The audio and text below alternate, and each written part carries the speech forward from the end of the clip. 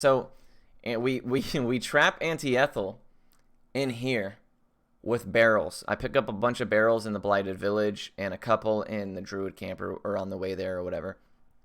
And we get Anti-Ethel. She always steps down here after you trigger the scene. Now you have to choose your dialogue as dialogue 1, dialogue 2, dialogue 1, dialogue 4, in that order. If you screw it up, you lose the whole run. But you can obviously take your time and be careful. So anyways, Ethel comes down here. We trap her with Lae'zel. Or we have Lae'zel go down there and trap her with barrels. And then we send Gale in there and we kill Gale. Now, what happens is when Gale dies and he fails all 3 death saving throws, he emits a necrosis aura. Now, that necrosis aura, because it's just an AoE environmental DOT,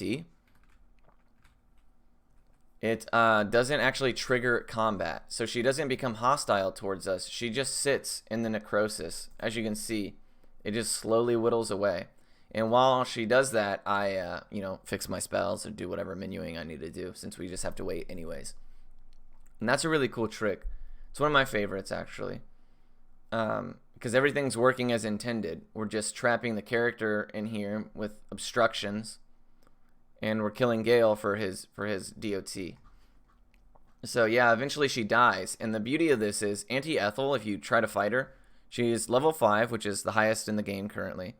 112 HP, and after her turn 1, she immediately leaves, and you're left to fight a bunch of red caps, which are rather difficult, and it takes forever. So by doing it this way, we never have to initiate that combat, we never give her a chance to leave, or anything like that, and she dies, we don't ever have to fight the red caps, and we're done with all of the sunlit wetlands really, really fast. The next coolest trick is probably this one, the barrel glitch. So we drop a barrel right down, oops, we missed it.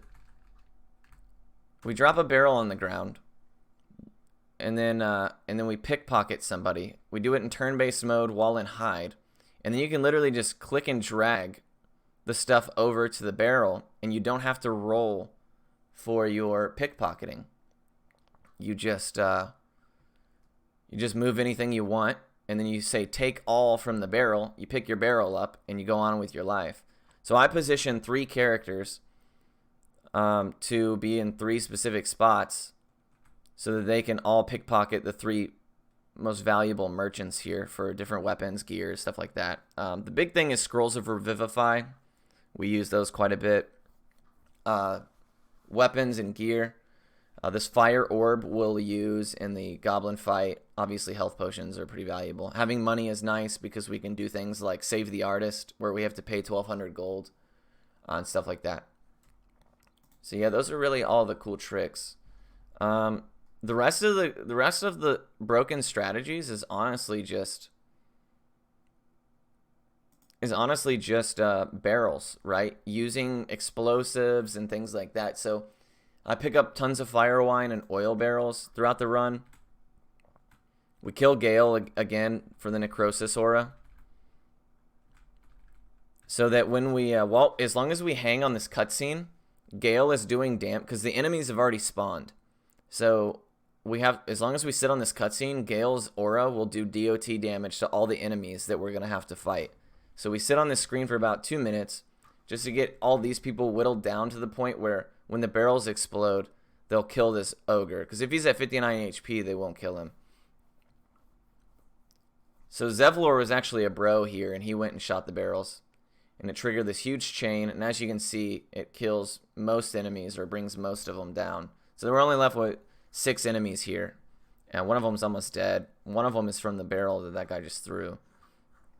So technically, sometimes you can kill them all, even the spider, and you're left with just the spider and the drow. So that's pretty broken.